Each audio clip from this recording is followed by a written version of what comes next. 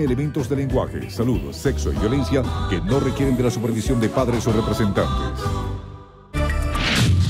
Cita con la justicia. Efectivos castrenses señalados por muerte de Geraldine Moreno a la orden de la Fiscalía. Decisión: suspenden actividades en la Universidad Fermín Toro tras acto vandálico. Violencia nocturna. Vehículo de la Guardia Nacional fue quemado en Altamira. Azotados por delincuentes. Vecinos de Los Caobos claman por vigilancia policial. Ayuda táctica. 2 naciones se unen en la búsqueda de más de 200 niñas secuestradas.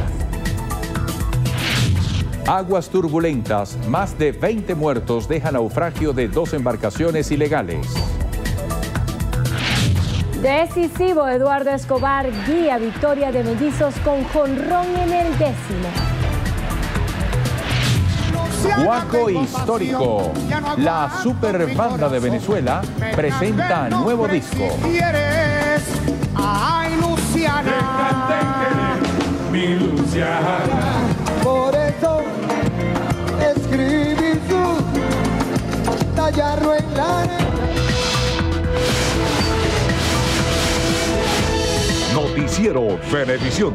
Información justa y balanceada.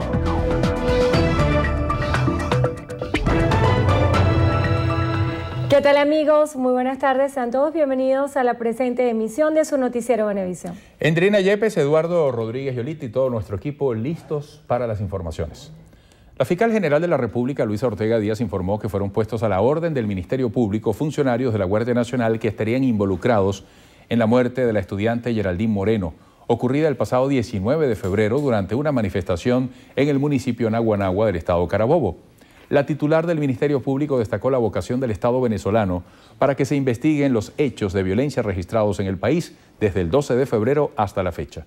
La fiscal resaltó que hasta la fecha el Ministerio Público ha presentado 98 acusaciones que involucran a 294 personas. Ortega Díaz también informó que la Interpol decidió retirar a Juan José Rendón de su base de datos para Alerta Roja, pues consideran que el caso es de carácter político a pesar de los elementos de convicción presentados por el Ministerio Público para que fuera incorporado.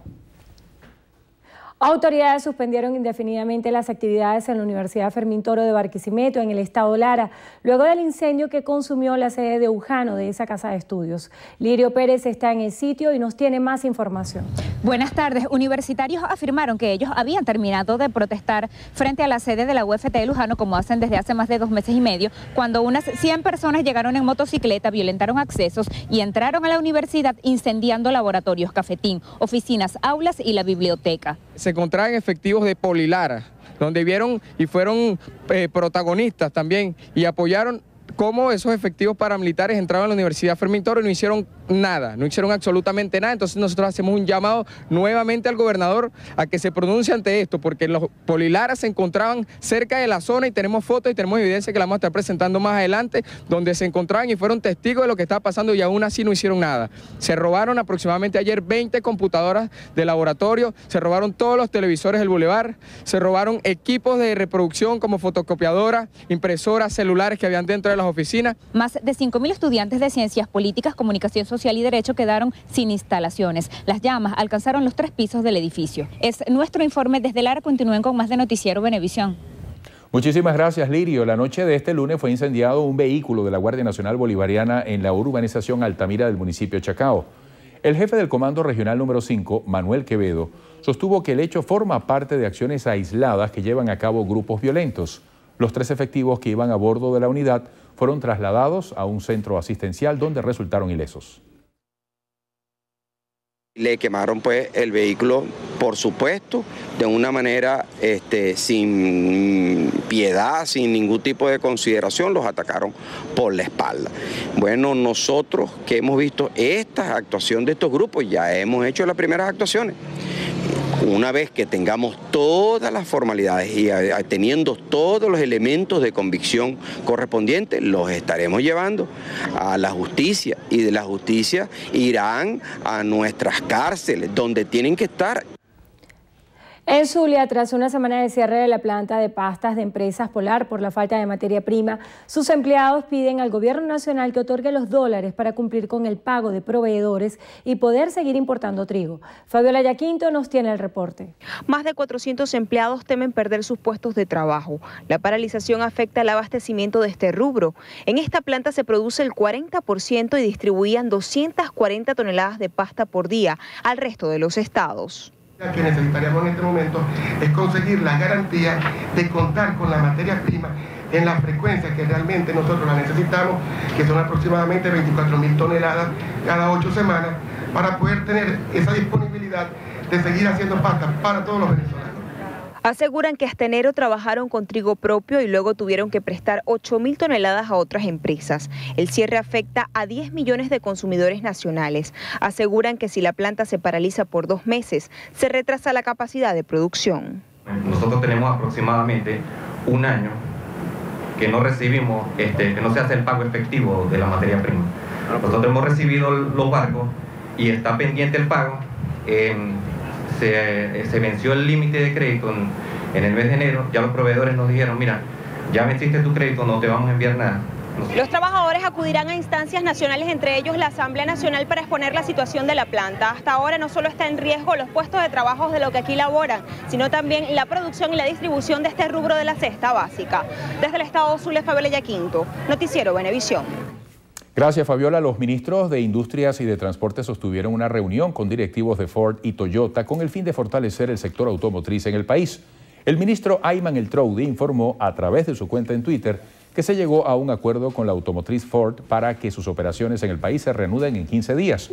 En la reunión con los directivos de Ford trazaron un cronograma de liquidación por 320 millones de bolívares que permita a la compañía cancelar las deudas contraídas con proveedores. El ministro de Transporte también señaló que se convocará una subasta para empresas ensambladoras en la que la compañía participará para importar insumos y repuestos. Más allá de nuestras fronteras, tenemos que en Reino Unido y Estados Unidos ofrecieron ayuda táctica al gobierno de Nigeria para encontrar a 234 adolescentes secuestradas en una escuela de Chibok hace 3 semanas. El secretario británico de Relaciones Exteriores, William Hague, se comprometió a enviar un equipo especializado en raptos múltiples a Nigeria, donde este lunes el grupo islamista Boko Haram se adjudicó el secuestro. Durante una reunión del Consejo de Europa en Viena, Hague condenó el hecho, señalando que el uso de las niñas como botín de guerra es repugnante e inmoral. Por su parte, el gobierno de Estados Unidos afirmó que las jóvenes probablemente fueron sacadas a países vecinos. Bueno, y hace pocos minutos se conoció del secuestro de 8 niñas en un pueblo al noroeste de Nigeria. Hombres armados, se cree pertenecientes al grupo militante islamista Boko Haram, raptaron a las menores en la localidad de Guarabé, donde abrieron fuego y se las llevaron en vehículos de estilo militar. En Grecia, al menos 22 inmigrantes murieron y otros 7 se encuentran desaparecidos por el naufragio de 2 embarcaciones ilegales cerca de la isla de Samos, frente a las costas de Turquía. El siniestro se produjo cuando un yate y una lancha, ambos con 65 personas a bordo, volcaron por causas desconocidas en el mar Egeo. La Guardia Costera informó que los primeros 4 cadáveres se hallaron en el agua, mientras que otros 18 fueron encontrados en el interior de una de las embarcaciones. Entre los fallecidos están 3 niños, de los cuales uno seguía abrazado al cuerpo de su madre. A esta hora vamos a conocer los adelantos que nos tiene en Estrenos y Estrella Federica Guzmán.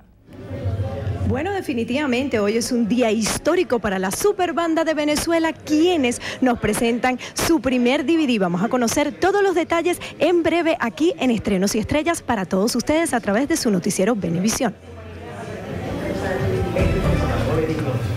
Bueno, Federica, con toda la expectativa, estaremos muy pendientes, Guaco Histórico y su primer trabajo, digamos, audiovisual, es decir, este concepto de la grabación de un concierto en vivo para disfrutarlo las veces que quieras. Además que el sabor de guaco es particular, a mí por lo menos me encanta, yo sé que a ti también te encanta el guaco. También. Antes nos sonaba Navidad y ya nos hemos dado cuenta que es un ritmo que perdura durante todo el año, llenándonos de alegría, y este nuevo disco seguramente será una buena propuesta. Amigos, tenemos una pausa y más adelante en Noticiero Venevisión, aguas mortales. Perdió la vida durante intensa labor de búsqueda.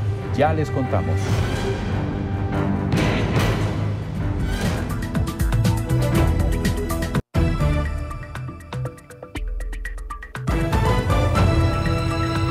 El pasado 30 de abril, el Centro Nacional de Comercio Exterior, CENCOEX, publicó una lista de usuarios que deberá asistir a la sede del organismo para la verificación del correcto uso de divisas desde el 1 de mayo de 2013 hasta el 1 de abril de 2014. La atención corresponderá de acuerdo al último número de cédula y los días de la semana. En esta cita se revisarán los documentos relacionados con la adquisición de efectivo y el consumo de bienes y servicios en viajes al exterior, así como también los pagos a proveedores desde Venezuela. Los documentos que deben consignar en original y copia son cédula de identidad, facturas de consumo y pasaporte. Los usuarios señalados en la lista deberán asistir a la sede del CENCOEX, ubicada en Los Chaguaramos, aquí en Caracas, en el horario comprendido de 8:30 de la mañana hasta las 12 del mediodía y desde la 1 de la tarde hasta las 4:30. En Zulia, autoridades de la Universidad Rafael Urdaneta rechazaron lo que consideran acciones represivas de los cuerpos de seguridad cuando un grupo de estudiantes protestaba en la entrada de la vereda del lago. El rector de la Universidad Rafael Urdaneta, Jesús Esparza, aseguró que efectivos lanzaron bombas lacrimógenas y perdigones dentro de la casa de estudios, mientras más de 4.000 alumnos realizaban sus actividades académicas. Informó que 12 estudiantes fueron detenidos durante el enfrentamiento. Ayer a las 11 de la mañana fuimos sorprendidos con la incursión de un pelotón de personas, yo digo uniformados, porque no estaban actuando de acuerdo con las normas ni los procedimientos que establecen las leyes y los reglamentos, y así me lo ratificaron además sus superiores y el propio gobernador del estado. Fue una incursión, un hecho de fuerza que no tenía absolutamente ni ningún objetivo claro ni ninguna justificación. En los últimos tiempos el acceso a los medios digitales se ha masificado y son diversas las motivaciones que hacen que muchas personas se suscriban como usuarios de redes sociales, siendo una de las más populares en nuestro país el Twitter. Endrina Yepes nos presenta un trabajo en el que muestra una de las aristas que tiene el Twitter en el hecho de ser fuente de información.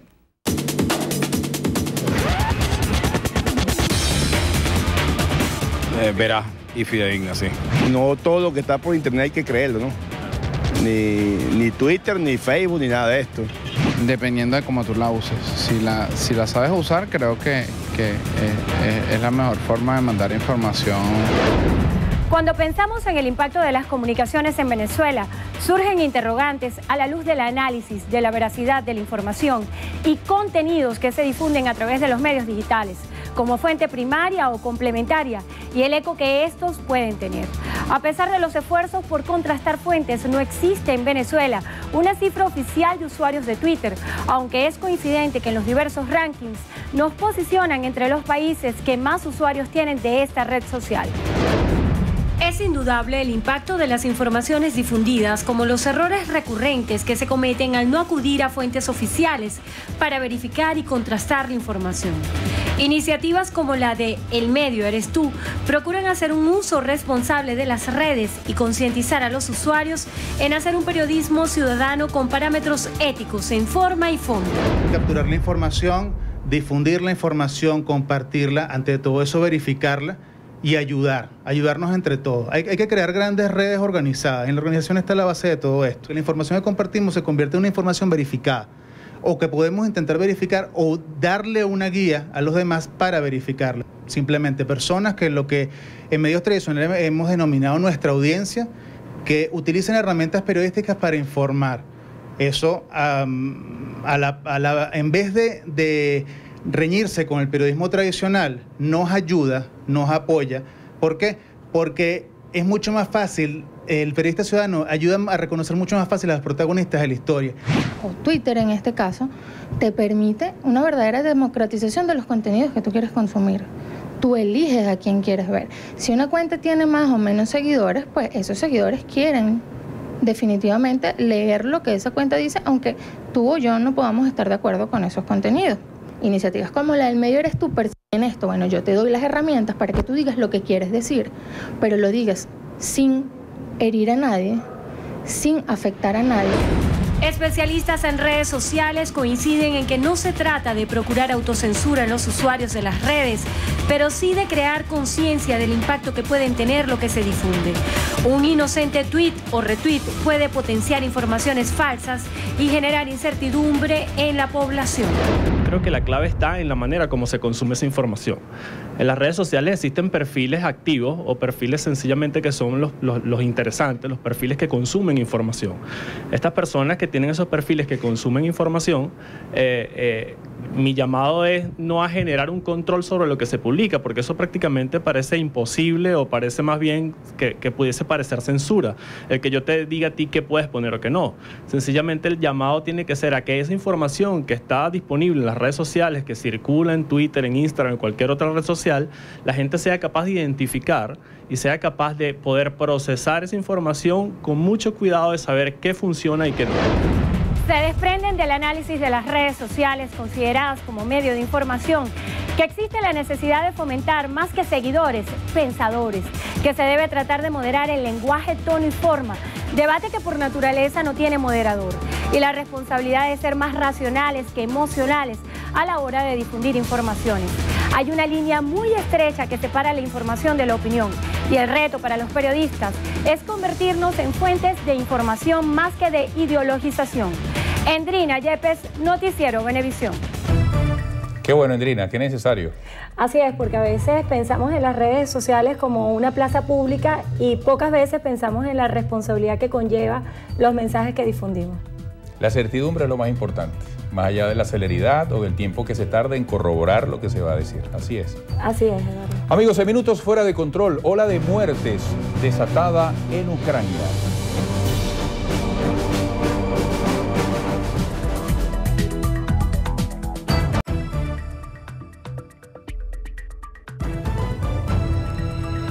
Vecinos de Los Caobos, Las Palmas y La Florida, aquí en Caracas, opinan que la delincuencia los obliga a cambiar su rutina. El asesinato de un taxista este domingo a plena luz del día ha sido un triste recordatorio de que ninguna hora es segura para circular. Gustavo Gómez Morón nos cuenta. Hola, buenas tardes. Los vecinos de estas zonas del municipio Libertador consideran que los delitos siguen siendo muy frecuentes, a pesar del esfuerzo de las autoridades. La señora María es vecina de Los Caobos. Relató que en la avenida Lima, donde este domingo asesinaron al taxista de Móvil Enlace, se cometen delitos a diario. Hace 6 meses, un antisocial le arrebató la cartera en la puerta de su casa. Señoras que las arrastran aquí bajando, personas hasta con animalitos han sido perseguidos. A mí particularmente me atracaron, un motorizado. En vista del aumento de los asaltos y arrebatones, los vecinos de Las Palmas han tenido que organizarse y crear mecanismos para alertar sobre la presencia de desconocidos en la zona. Y cualquier cosa que se vea, pues nosotros lo participamos al momento. Además de eso, tenemos un grupo donde estamos en una red interna entre nosotros, por WhatsApp, donde cualquier eventualidad que vemos, pues lo ponemos en alerta. Para la señora Ana de Soto, la presencia policial es muy escasa. Contó que este domingo fue testigo del momento en el que un adolescente escapaba del asedio de motorizados que pretendían robarla. Se baja del metrobús y de repente yo la veo correr y yo estoy cerrando el estacionamiento. En ese momento yo le digo que si no, ¿por qué vas a entrar? Entonces me dice ella, señora, unos motorizados la iban a asaltar. Los comerciantes de Los Caobos, Las Palmas y La Florida están atemorizados. Prefieren no declarar ante las cámaras por temor a ser identificados por los delincuentes. La AMPA anda suelta, pues. Los motorizados van y ven gente sola y aprovechan temprano y como esto es solitario, van a pie, bajando a pie, los atracan. Los vecinos coinciden en que la mayoría de los asaltos se cometen en moto y aunque se han anunciado varios operativos, entre ellos el patrullaje inteligente, la presencia de la autoridad dura solo unos días.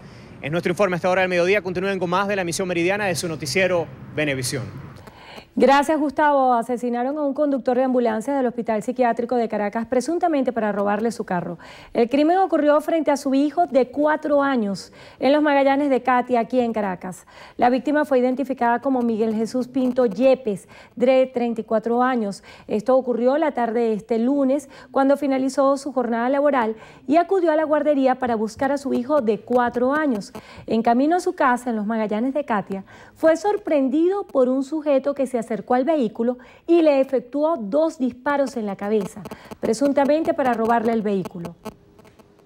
Todo el mundo lo quería, puede pedir referencia de mi hijo en todas partes, ahí en el hospital, todas las personas lo querían. era muy cariñoso. Todo el mundo tenía que... Bueno, me decía, tu hijo es un amor, tu hijo es una bella persona. La inseguridad de todas partes. No sé qué decir, pues. Lo único que quisiera es que se hiciera justicia con mi hijo y con tantos que han caído. Miguel Pinto fue trasladado al hospital de los Magallanes de Catia, donde falleció. Su hijo resultó ileso de este ataque. El presidente de Uruguay, José Mujica, firma este martes el reglamento de la ley que autoriza el mercado de la marihuana y que comenzará a regir a partir de hoy. El gobierno uruguayo pondrá en marcha la regulación de la comercialización de la marihuana gracias a la entrada en vigencia de una ley aprobada en diciembre que permitirá el autocultivo y su venta regulada en establecimientos públicos. La propuesta, que tiene como objetivo luchar contra el narcotráfico, encarga al Estado el control del cultivo, la producción, la distribución y el consumo de la cannabis. Se prevé que entre noviembre y diciembre se comience la distribución a través de las cadenas de farmacias.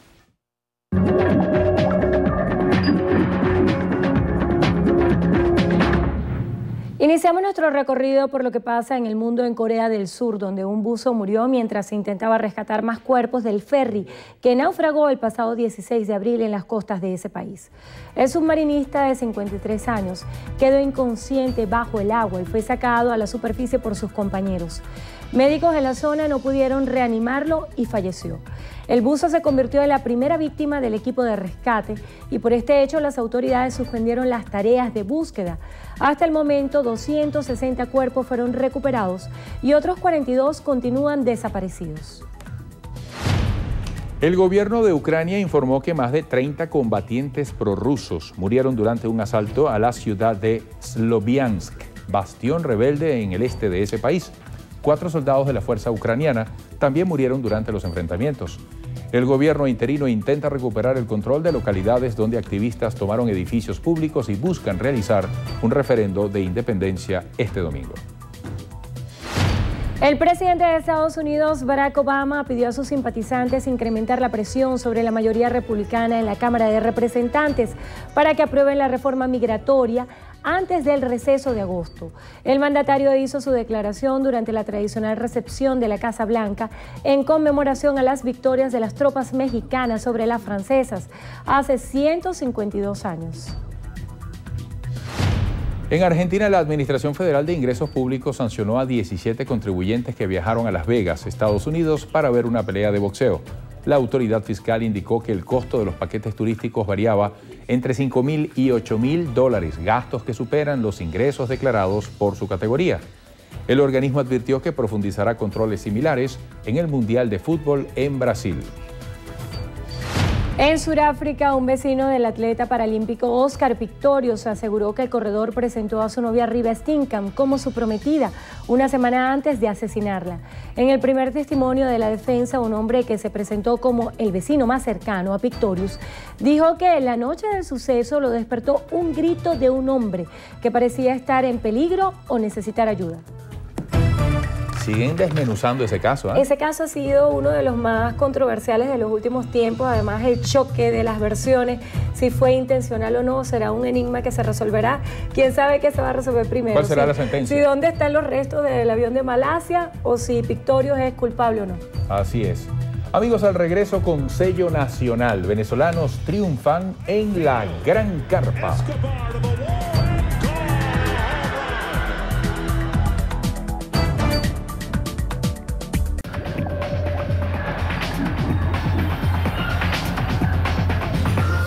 Hola amigos, comenzamos los deportes con el béisbol de Grandes Ligas porque un cuadrangular de Eduardo Escobar le dio la victoria de su equipo en una jornada en la que Jan Machi logró su 5º triunfo de la campaña y Martín Pérez cargó con su 2º revés de la temporada.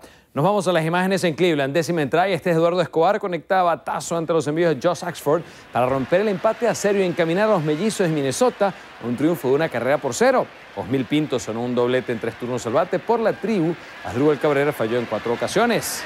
Más honrones con sello venezolano en Detroit. Vemos a Víctor Martínez descargando este bola cerca por la derecha en el triunfo de los Tigres. 2-0 ante los Astros de Houston. Con este bola cerca, Martínez llega a 5 honrones en lo que da de campaña. Miguel Cabrera se fue de 4-0. Detroit suma 6 victorias al hilo. Por los Astros, José Altuve falló en 4 ocasiones y Mario González entró como corredor emergente. Hablemos ahora de fútbol porque este lunes la Juventus celebró su tercer scudetto consecutivo con una victoria ante su público. Con un equipo de suplentes, la Vecchia Signora derrotó al Atalanta 1-0 y celebró con su afición en el Juventus Stadium. Simone Padoin al minuto 72 marcó el único tanto del encuentro. Los dirigidos por Antonio Conte ya habían asegurado el título el día sábado tras la derrota de la Roma ante el Catania 4-1. Este es el scudetto número 30 que consigue la Juve en su historia y el tercero de manera consecutiva. Pasamos a la Liga Profesional de Baloncesto porque este lunes Trotamundos de Carabobo derrotó a Marinos de Anzoátegui 84-74 en la continuación de los tercios de final. Gran actuación de Jack Martínez, quien terminó con 35 puntos y 19 rebotes. En la NBA, los Wizards de Washington picaron adelante en las semifinales de Conferencia del Este al derrotar a los Pacers de Indiana 102-96. Por los Wizards, Bradley Beal convirtió 25 puntos y Trevor Ariza otras 22, mientras que por Indiana el más destacado fue Paul George con 18 puntos. Esta es la primera victoria que consigue Washington en la segunda ronda de los playoffs desde 1982, es decir, desde hace 32 años. Y Los Ángeles Clippers batieron a los Thunder de Oklahoma City 122-105. Chris Paul terminó con 32 puntos, incluidos 8 triples. Por Oklahoma City destacaron Russell Westbrook con 29 unidades y Kevin Durant con 25.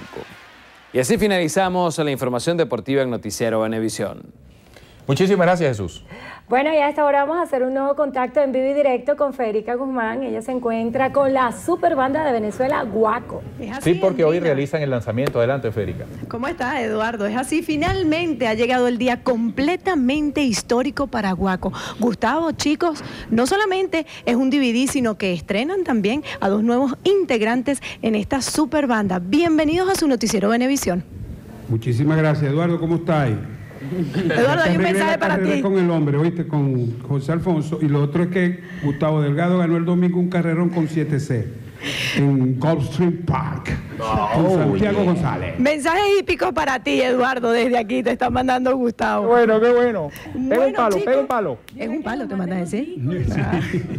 Bueno, chicos, un DVD que toda Venezuela estaba esperando y nosotros tenemos la exclusiva el día de hoy, que vamos a descubrir cómo lo vamos a conseguir, qué nos regala Guaco en esta oportunidad. Aquí está, bueno, este es el trabajo más reciente. Estamos muy contentos de que por fin ya va a estar en la calle a partir de este fin de semana. Salen todos los kioscos del país. ¡Wow! De la mano de Últimas Noticias, este gran trabajo, Guaco Histórico, que lo hicimos hace 2 años aproximadamente, con muchos invitados. Gilberto Santa Rosa, Luis Enrique, está Kiara, está Jorge Luis Chacín, Nelson Arrieta. Y bueno, es un viaje por canciones de ayer, canciones más recientes y con una gran tecnología, un gran trabajo. Y aquí es un show completamente en vivo y estamos muy contentos de que lo tengan en su casa. Se tardaron, lo necesitaba Venezuela, sin duda. Reconozco que somos vagos, pero llegó el momento de hacerlo. La sinvergüenzura se acabó. La selección de las canciones, desde Pastelero, Las Caraqueñas, canciones que toda Venezuela ha coreado. ¿Cómo se sentaron a reunir solamente 14 en este disco? Bueno, la más emblemática, sí. El cigarrito y el café, el pastelero. ¿Fue fácil el trabajo? Facilito. Podemos hacer hasta 5 seguidos, pero nos decidimos por estas que están aquí en este roster. Y los invitados quisieron cantar las canciones que están aquí. Esas canciones que van a ver, muchos de ellos dijeron, esa es la que quiero cantar y quiero que me monten esta para esa noche. Y bueno, aquí están. ¿Ustedes lo llamaron o Kiara, que es tu amiga de toda la vida, se ofreció? Hermana querida, dorada, bella, como siempre. Ella está dispuesta. No podía faltar que hagan el disco. Para nada. Guerrera. Y yo le prometí a ella que se lo diga, lo digo públicamente. Estoy buscando un tema porque yo quiero que grabe otra vez con nosotros. No sé cuándo va a ser, pero eso es inmediato. Nuevamente regresa entonces Kiara a las filas de Guaco. Desde el 2012 vamos a ver videos en este Guaco Histórico, conciertos llenos, repletos. Aquí esto se trata de 3 conciertos que hicimos, Valencia, Maracaibo y Caracas, que se llamaron Guaco Histórico con estos amigos que comentamos. Y básicamente aquí hay muchas canciones del de Caracas, del concierto de Caracas. Que además debe haber sido un concierto muy sabroso. Muy bueno, estuvo full de gente, qué sabroso. Los chicos nuevos, bienvenidos a Guaco. Muchas gracias. ¿Venevisión? También. Elaín y Diego. Gracias. Hola. Vamos a conocerlos, Venezuela. Además, ustedes se están estrenando de la mejor manera porque llega un DVD. En el cual yo estaba puesto. Ay, Dios mío. Bueno, estas son las cosas que suceden en vivo. En el cual tú estabas estrenándote. No, yo estaba de público. ¡Wow! Sí, sentadito ahí. ¿Y tú desde ahí hiciste el casting, Gustavo? Claro. No, ya lo conocía desde niño y ya Eduardo, debutantes y perdedores, ¿oíste? Bueno, señores, ha llegado el momento de decirle a toda Venezuela que a partir de cuándo vamos a tener el DVD en las manos. Este fin de semana, 9, 10 y 11 de mayo, en todos los kioscos de periódicos del país, de la mano de Últimas Noticias y de la gente en Nestlé. Gustavo, 1.000.000 de gracias. A ti, mi amor, y gracias a Venevisión, como siempre, apoyándonos y respaldando este trabajo que le debemos mucho a Venevisión y a todos los medios de comunicación. Guaco completamente histórico para todos ustedes aquí en Estrenos y Estrellas en exclusiva. Regresamos al estudio. Saludos, un abrazo grande. Saludos, chicos. Federica, bueno, vamos a quedarnos esperando. Seguramente Federica nos trae nuestros DVD de Guaco hoy. Ellos dan las gracias. Nosotros le damos las gracias a Guaco por esa historia en la que nos ha dado tanto, definitivamente. Tantas alegrías, tantas canciones y tanta felicidad, ¿no? Porque la música al final es eso. Así es. Bueno, estamos listos para que en la próxima parte recibamos la visita de Tomás Guanipa, secretario general de Primero Justicia, en Entrevista a Venevisión. Todos invitados.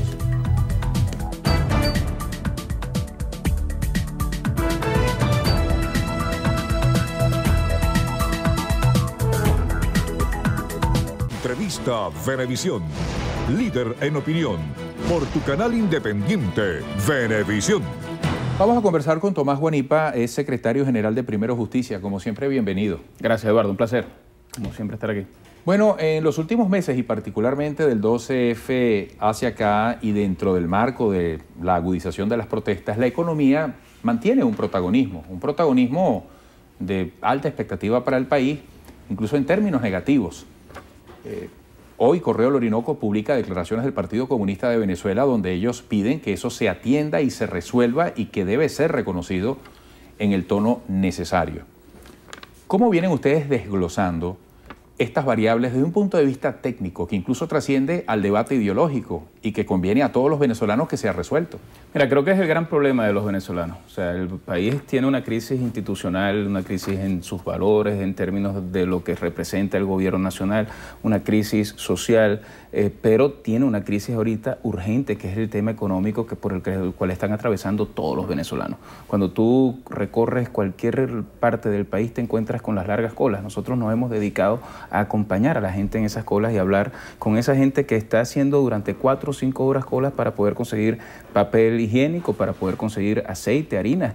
En algunas oportunidades, algunos de ellos nos comentan, bueno, estoy aquí en esta cola y no sé si cuando llegue todavía voy a conseguir o ya se habrá acabado. O una señora que me dijo en la Sabelica, allá en Valencia, que era la 4ª cola que hacía en el día para completar lo que necesitaba para hacer de alimentación en su casa. Entonces te das cuenta que esa situación está haciendo de Venezuela una olla de presión que lamentablemente tiene como contraparte un gobierno que le da la espalda a la realidad de lo que está viviendo y que lejos de asumir la protesta que ha habido en la calle y asumir la crisis que ellos mismos han generado como un mecanismo de abrir un compás en el que exista un acuerdo nacional que pueda revisar las políticas económicas en un gobierno que se ha dedicado a destruir la capacidad productiva, a despilfarrar los ingresos productos del petróleo, pues lo que hacen más bien es seguir dando la espalda a esto y generar cada vez más caos en los venezolanos. Un gobierno que después de 15 años de decir que este era un país donde no había que aumentar la gasolina, hoy plantean el aumento de la gasolina. Un gobierno que le dice a los venezolanos que viene una reforma fiscal para meterle más mano en los bolsillos a los venezolanos. Un gobierno que este mismo mes y el mes pasado aumenta el pollo en 187%, el azúcar en 81%, los pasajes de transporte en 40%, anuncian un aumento de la luz, pero lo que le dicen a los venezolanos es que el aumento de sueldo es solamente de salario mínimo y un 30%. Un 30%, Eduardo, que no es más que esto, 30 bolívares diarios. 30 bolívares que le puede dar a una persona para comprar un café o si acaso para comprar un bollito de pan. 30 bolívares diarios es lo que el gobierno le está diciendo a los venezolanos, que es su aumento cuando la inflación en el año pasado fue de 56% y se estima que este año será del 70%. Entonces lo primero que tiene que hacer el gobierno es reconocer que el modelo económico que han utilizado durante estos años es un gran fracaso. Y es un fracaso porque genera daño en la calidad de vida de todos los venezolanos. La encuesta de Data-Análisis, la última que vimos, arroja que un 80% de venezolanos está inconforme con lo que está pasando en Venezuela y principalmente por la situación económica. Entonces, ¿qué tendría que hacer el gobierno? Atender, por ejemplo, las propuestas que hemos hecho en Primero Justicia, por ejemplo, la ley de producción nacional, para impulsar la producción nacional en Venezuela. ¿Pero qué ha hecho durante 15 años? a cogotar al empresario privado, verlo como un enemigo, perseguirlo, expropiar, asumir ellos la capacidad de producción de áreas que antes estaban en sectores privados y que las han destruido por completo. Un país que ahora tiene que importar maíz, un país que importa la carne, un país que importa hasta leche, es un país que está dejando de producir lo que tendría que producir para poder satisfacer el mercado interno. Ahora, Guanipa, ¿existe diálogo? Pregunto, en su vertiente política, pero particularmente en esta que estás aludiendo, la económica, ¿se está avanzando hacia fórmulas que nos permitan ser más productivos y que logren abatir temas como desabastecimiento e inflación? Es que mira, el diálogo puede existir, pero tiene que haber dentro de sí un profundo interés de rectificar las políticas que están llevando. Si el gobierno no rectifica en las políticas que está llevando, no hay forma de revertir el proceso económico que hoy estamos viviendo y que, insisto, está haciendo de Venezuela una olla de presión. Ayer mismo en Vargas hubo unas protestas muy fuertes que nadie puede decir que están influenciadas por ningún actor político, sino por gente en la calle que al ver que no había luz, pues sencillamente salieron a protestar. Y eso ocurre todos los días en Venezuela. Ocurrió más de 5.000 protestas el año pasado. Hemos vivido 2 meses de protestas muy fuertes en el país. Entonces el gobierno puede sentarse hoy, después de 15 años y de haber dicho prácticamente que con los empresarios no hablaban, después de haber acusado prácticamente de meter preso a los presidentes de Fedecámara y a quienes tienen iniciativa particular, hoy se sientan en una mesa. Pues muy bien, pero ese diálogo tiene que tener consecuencias. ¿Y tiene que tener consecuencias en qué? En tener una política económica mucho más sana, en poder impulsar la producción nacional y dejar de estarle regalando petróleo a otros países y regalándole dinero a otros países para comprar afuera lo que pudiéramos hacer aquí, en generar una política de empleo que sirva para que la gente pueda echar para adelante y no que tengamos hoy, por ejemplo, la cantidad de jóvenes desempleados que existen en Venezuela o subempleados en la economía informal. Hemos propuesto la ley de primer empleo también desde Primero Justicia y el gobierno nada ha hecho para revertir esa situación. Y en definitiva lo que tienes es un país que todos los días se va deteriorando más. Lo que te pasa cuando tú mismo vas al mercado o lo que le pasa a la persona en el barrio cuando tiene que hacer largas colas es la peor cara de un país donde la gente está siendo humillada, donde está siendo tratada de una forma indigna, cuando ha visto toda la cantidad de millones de dólares que le ha entrado a un país que pudo haber invertido esa cantidad de dinero en producir mucho más riqueza en el país, en generar mucho más empleo, en hacer una sinergia entre el sector público y el sector privado, y nada de eso ocurre y no existe ningún elemento que nos permita a nosotros pensar que el gobierno tiene algún plan para rectificar este desastre económico, cuando el mismo ministro Rafael Ramírez dice públicamente que el modelo económico venezolano ha sido exitoso. Que lo compare con cualquiera, inclusive con los países con quienes ellos se sienten aliados ideológicamente, como Ecuador o como Brasil, a ver si es que la política económica de Venezuela se parece o es una política económica que más bien repite los fracasos de lo que hemos visto en Cuba. Ahora, Guanipa, hablemos en ese escalafón, en esas prioridades que preocupan al venezolano, ¿dónde se ubica ahora la inseguridad? Porque estudios recientes decían que la agudización del problema económico es tal que para muchos pasa a ser un problema superior al de la inseguridad. Y antes de que se complicaran las cosas, desde el 12F en adelante, se venía hablando de patrullaje inteligente, de los cuadrantes y todas estas cosas. Incluso habría que analizar, te lo planteo, todo esto que ocurra en lo económico tiene incidencia también en la delincuencia, en la inseguridad.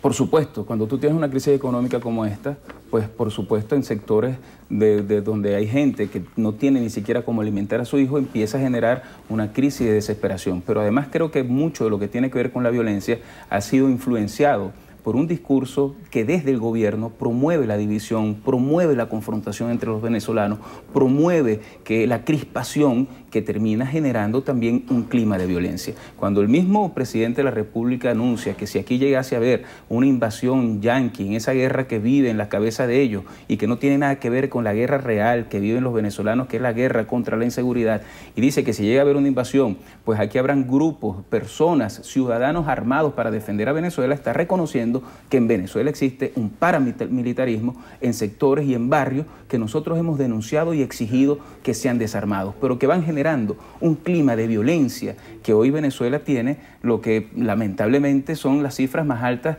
del hemisferio en términos de cantidad de muertos. El año pasado alrededor de 15.000, en lo que va del primer cuatrimestre estamos hablando de más de 4.000 personas que han perdido la vida.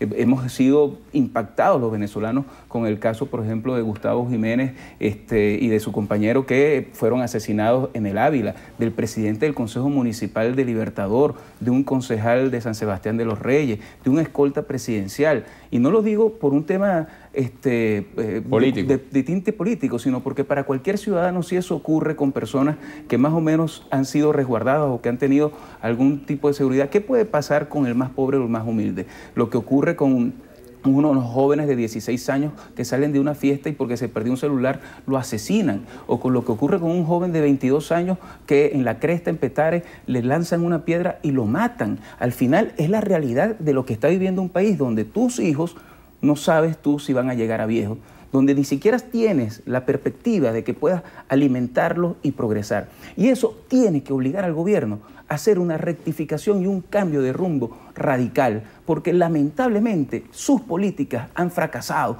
Cuando tú divides las policías entre policías amigas y enemigas, en vez de buscar un mecanismo en el cual toda la seguridad del país pueda unirse en función de los temas de seguridad, lo que estás haciendo es promoviendo aún más que existe inseguridad en el país. Cuando tú no logras trabajar con todos los alcaldes y con todos los gobernadores para someter planes a la sociedad civil, a la ciudadanía que permita garantizar la vida, pues lamentablemente no estás haciendo nada para mejorar la calidad de vida y la seguridad de los venezolanos. Pero peor, cuando controla las instituciones y hace que la Fiscalía y que los tribunales en Venezuela sean herramientas para la persecución política, y tienes al SEBIN persiguiendo al que hizo una guarimba o al que hizo una protesta y no persiguiendo a los que roban y asesinan, está generando una distorsión muy grave en Venezuela. Criminaliza la protesta, pero la impunidad te permite que cualquier persona pueda delinquir en el país con absoluta libertad. El problema de la inseguridad se ha agravado de manera tangible en el reciente corto plazo. Pues yo creo que es obvio que se ha agravado. Lo que vemos todos los días en la prensa, lo que vemos todos los días en las noticias, lo que nos pasa todos los días a los ciudadanos comunes, pues evidentemente demuestran que la inseguridad se ha agravado. Y se ha agravado conjuntamente con la situación económica y social. Es decir, estamos viviendo uno de los peores momentos del país.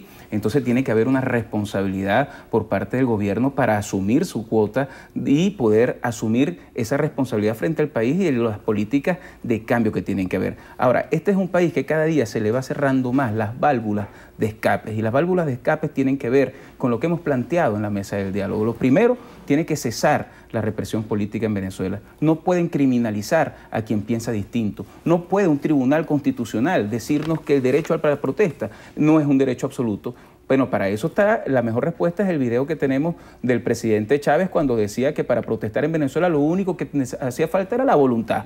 Ahora resulta que nos quieren poner como cortapisas a la posibilidad de protestar. Pues aquí los venezolanos tenemos derecho a protestar y a protestar en la calle. Hemos hablado de que debe cesar la represión política en Venezuela, pero también hemos dicho que tenemos que entrar a una comisión de la verdad para que podamos investigar lo que ha ocurrido en estos 2 meses y que se puedan castigar a los culpables. Y en tercer lugar, tiene que reinstitucionalizarse el país y tenemos que buscar cómo lograr que existan instituciones que no estén al servicio del gobierno.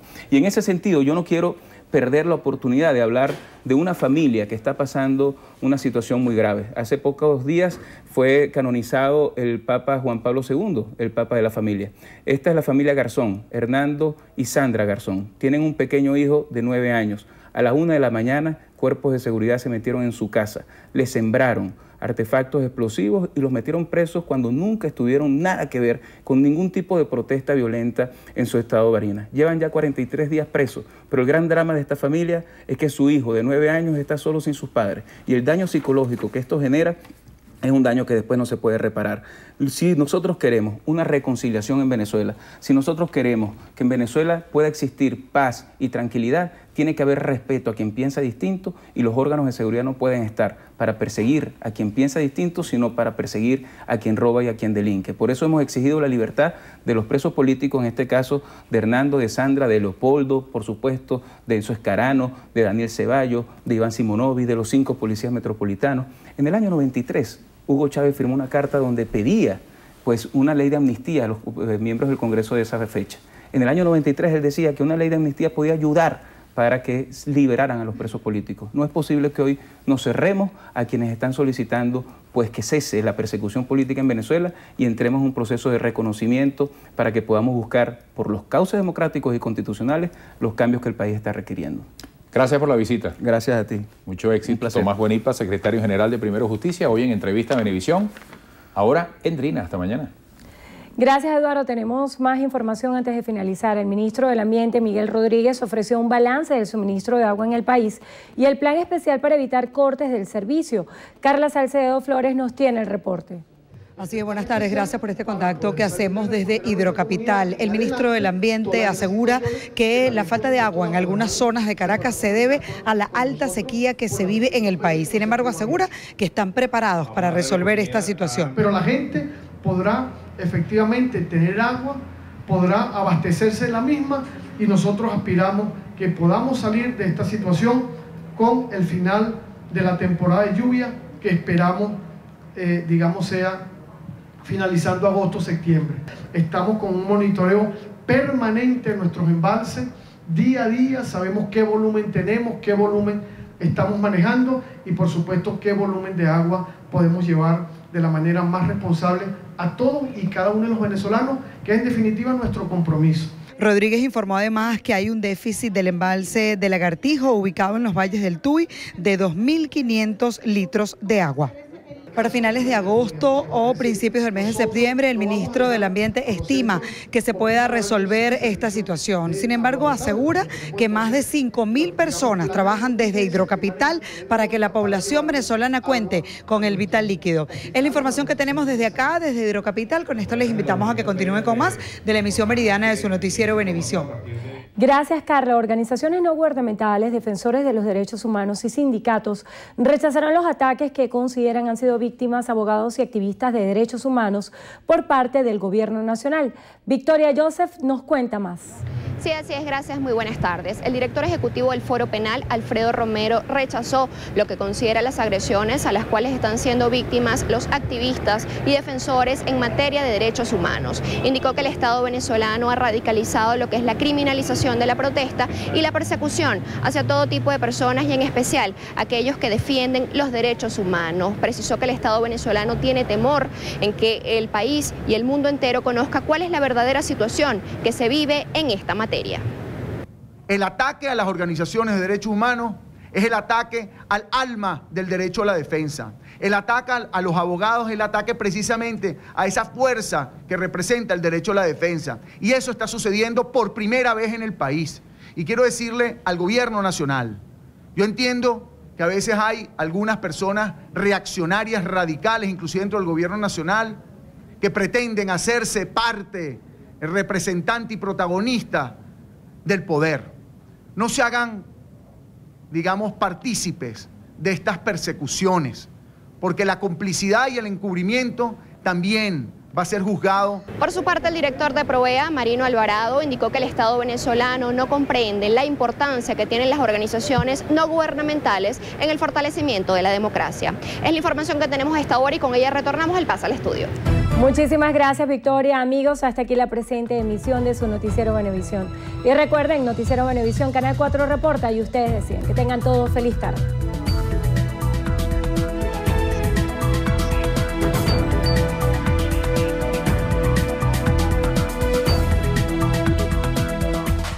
A continuación, programa recreativo. Contiene elementos de lenguaje, salud, sexo y violencia que no requieren la supervisión de padres o representantes.